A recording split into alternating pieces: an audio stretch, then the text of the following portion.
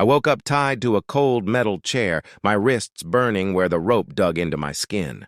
My vision was blurry, and for a moment I couldn't remember how I ended up in that dim, abandoned warehouse. As the room slowly came into focus, my heart froze. Standing a few feet away, whispering to a group of rough-looking men, was my wife, my unfaithful wife, the one I had confronted only days earlier. She wasn't afraid. She wasn't being forced. She was helping them. One of the criminals noticed I was awake and smirked, nudging her. She turned toward me, and instead of the guilt or fear I expected, her eyes held something cold, something already decided. The betrayal hit me harder than any punch. I tried to speak, but the gag in my mouth muffled my voice. She walked closer, folded her arms, and looked at me as if I were a stranger. The men around her prepared tools I didn't even want to imagine being used on me. My mind raced through memories, our home, our shared laughter, the promises she once made.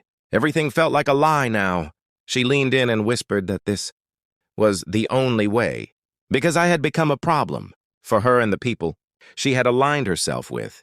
The realization that she had chosen them over me, that she had been planning this, made my stomach twist with dread. The criminals argued about how to deal with me, giving me precious seconds to think. I noticed a sharp piece of broken glass on the floor just within reach of my foot.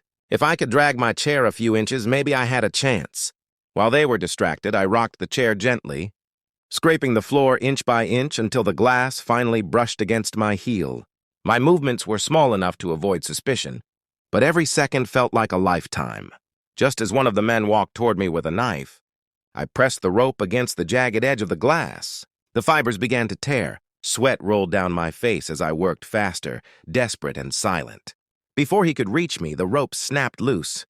I kicked the chair into his knees, knocking him off balance, and tore the gag from my mouth.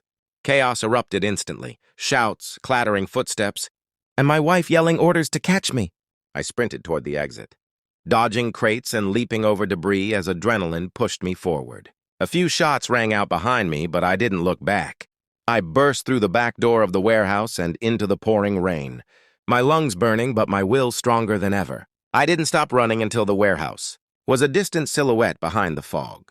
When I finally reached safety, drenched and shaking, one truth settled heavily in my chest. I hadn't just escaped a group of criminals, I had escaped the woman I once loved, a woman who had chosen betrayal over loyalty, lies over love, and murder over marriage. And now, for the first time, I understood I wasn't just fighting for my life. I was fighting for a new beginning, far away from her.